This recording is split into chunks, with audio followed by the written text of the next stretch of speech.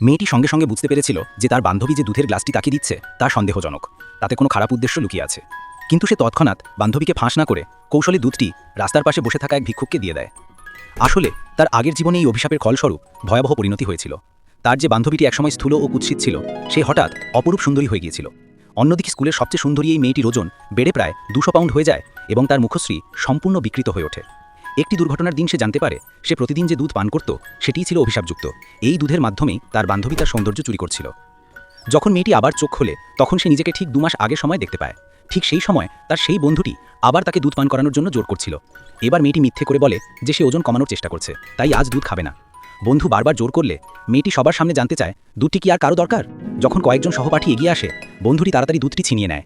ঠিক তখনই মেয়েটি আবর্জনা কোরানো এক ভিক্ষুকের দিকে ইশারা করে এবং সেই অভিশাপযুক্ত দুধটি তাকে দিয়ে দেয়। ভিক্ষুকটির মুখ তখন ঘা ও ক্ষতচিহ্নে ভরা ছিল, কিন্তু দুধটি পান করার কিছুক্ষণের মধ্যেই তার মুখের সমস্ত ক্ষতচিহ্ন উধাও হয়ে যায়। এই দৃশ্য দেখে মেয়েটি বুঝে যায় অভিশাপটি ভাঙার বা স্থানান্তরের উপায় সে পেয়ে গেছে। সে তার বন্ধুর ওপর প্রতিশোধ নেওয়ার সিদ্ধান্ত নেয়। এরপর সে মুখে মাস্ক পরে স্কুলে যায় এবং কারণ জিজ্ঞেস করলে বলে যে তার মুখে অ্যালার্জি হয়েছে। বন্ধুটি তা দেখে উপহাস করে হাসাহাসি করতে থাকে, কিন্তু খুব শীঘ্রই সেই অভিশাপ তার বন্ধুর ওপর ভর করে। তার নিজের মুখে ঘা ও ক্ষতচিহ্ন বের হতে শুরু করে এবং সবার সামনে তার আসল কুৎসিত রূপটি উন্মোচিত হয়।